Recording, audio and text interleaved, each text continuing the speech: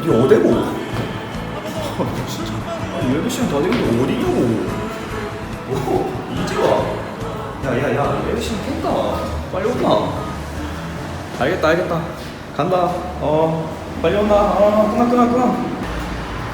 이 시간 다 됐네 이거.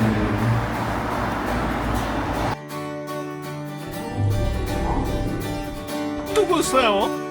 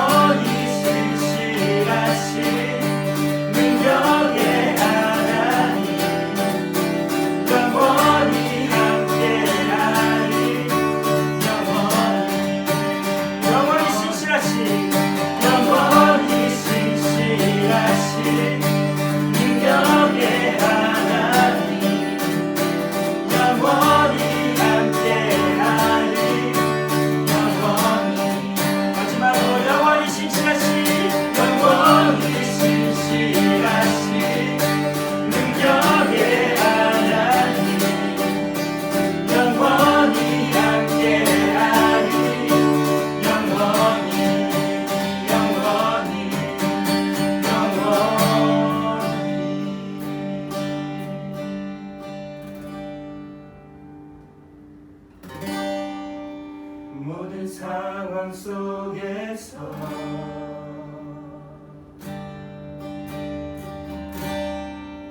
주를 찬양할지라.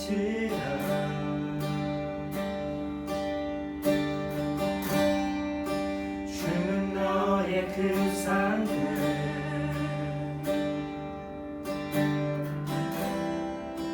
큰 도움이시라. 주의 얼굴 구할 때 주의 얼굴 구할 때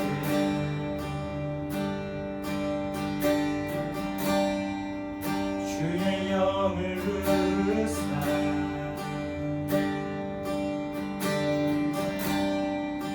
그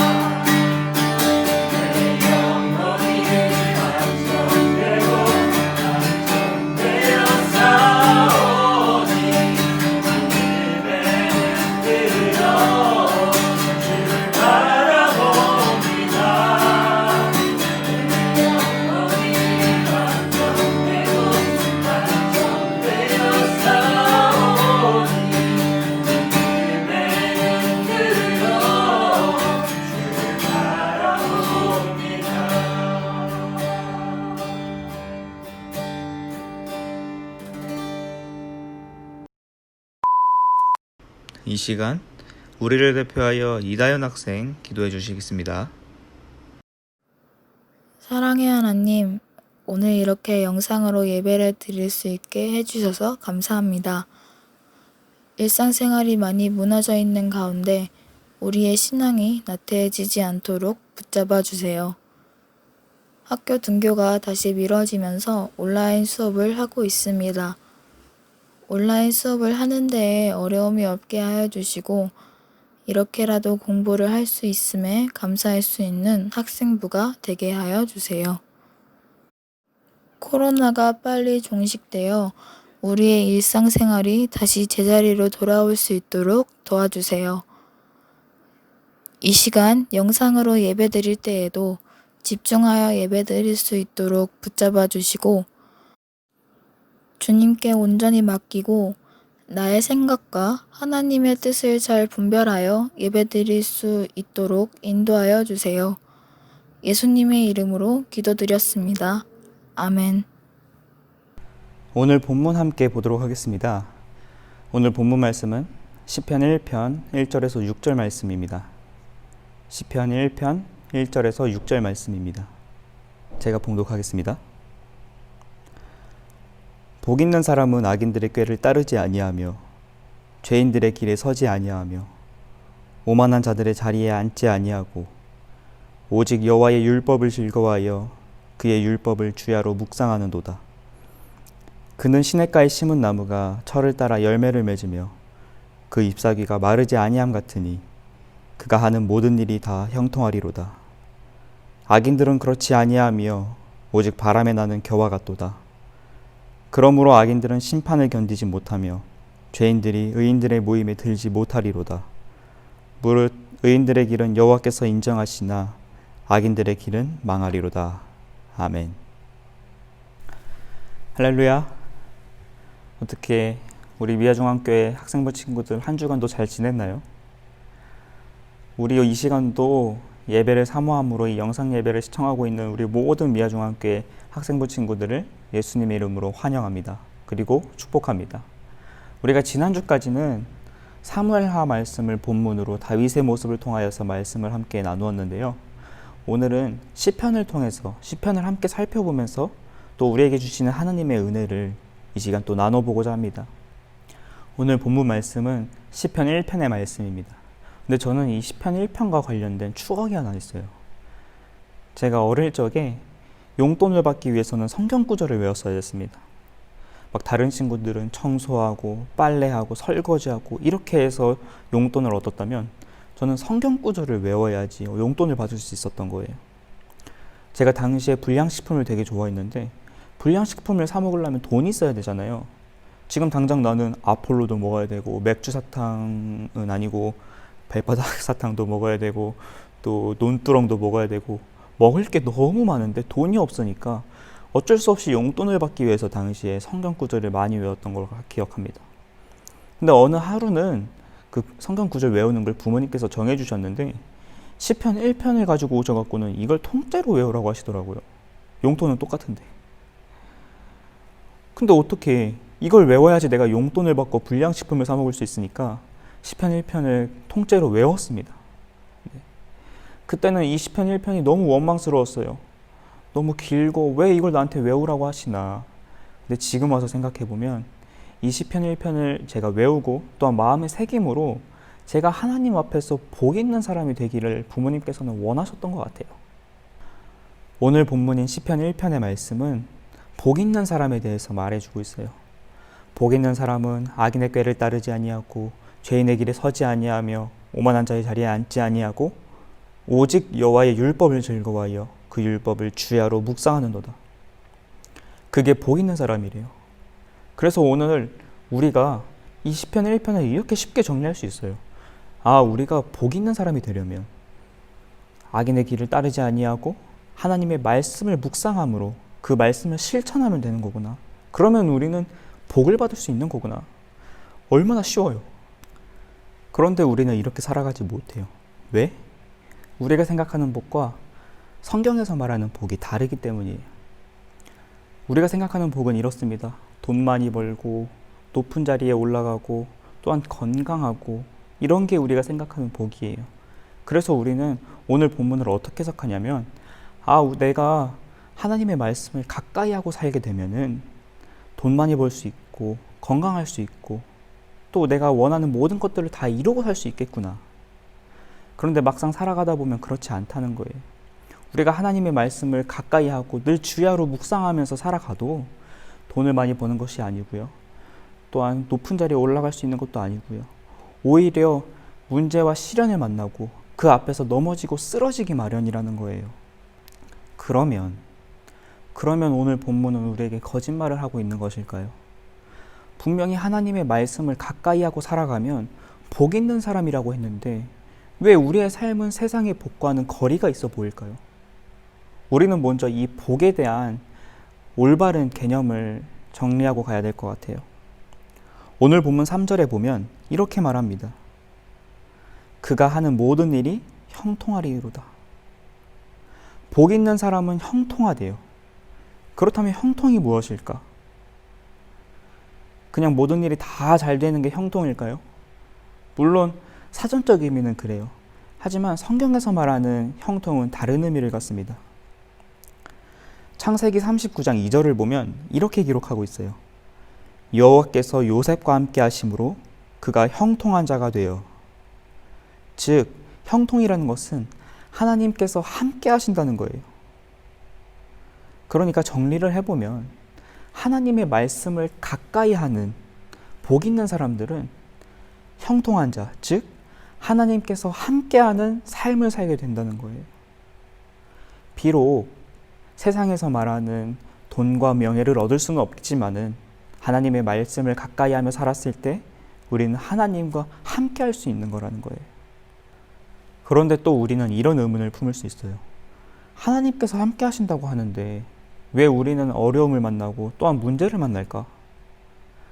하나님이 우리와 함께 하신다는 것의 의미가 우리의 모든 삶 가운데 어려움과 모든 시련을 없애주시고 항상 좋은 일만 가득하게 해주신다는 것이 아니에요. 누가복음 8장 22절 이하에 보면 예수님과 제자들이 배를 타고 호수를 건너갑니다.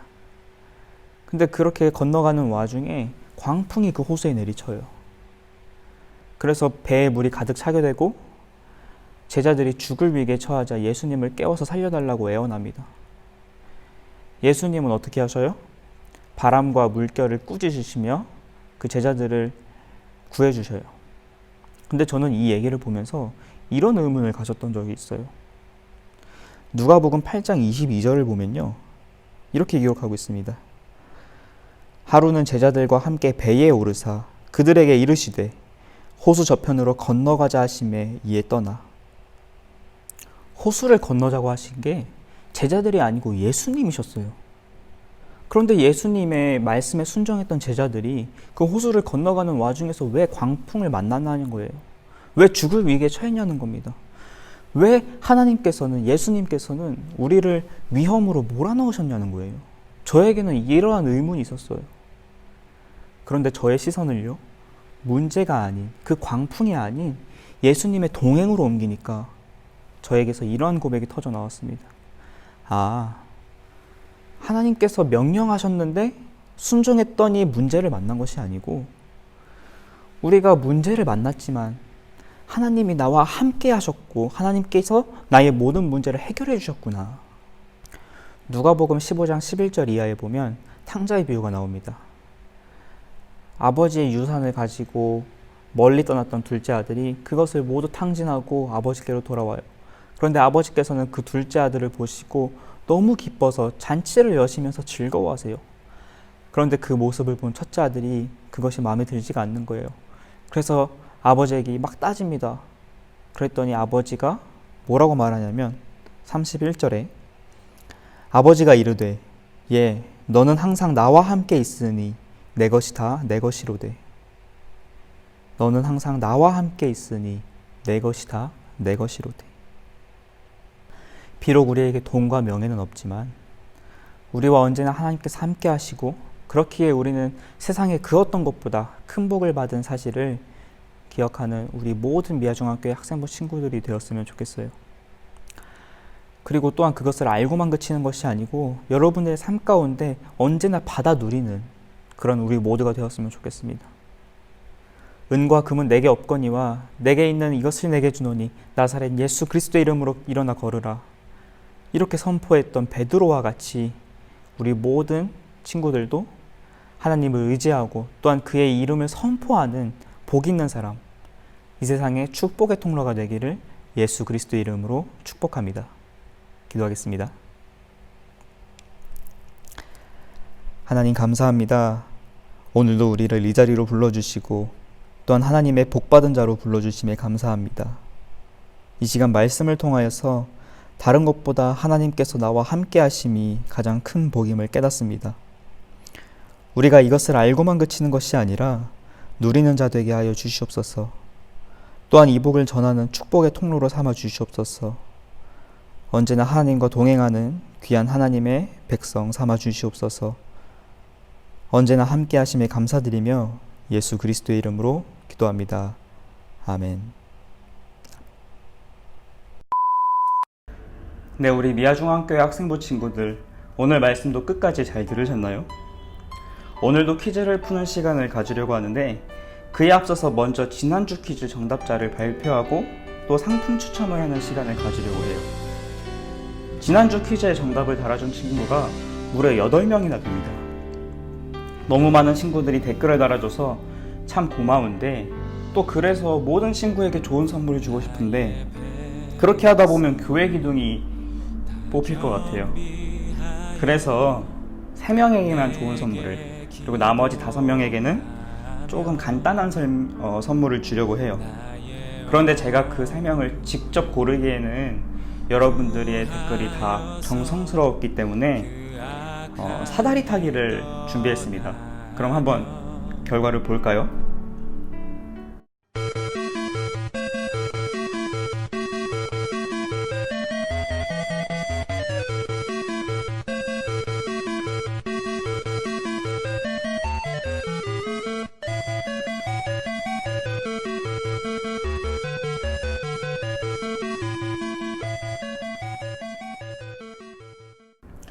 네, 축하합니다.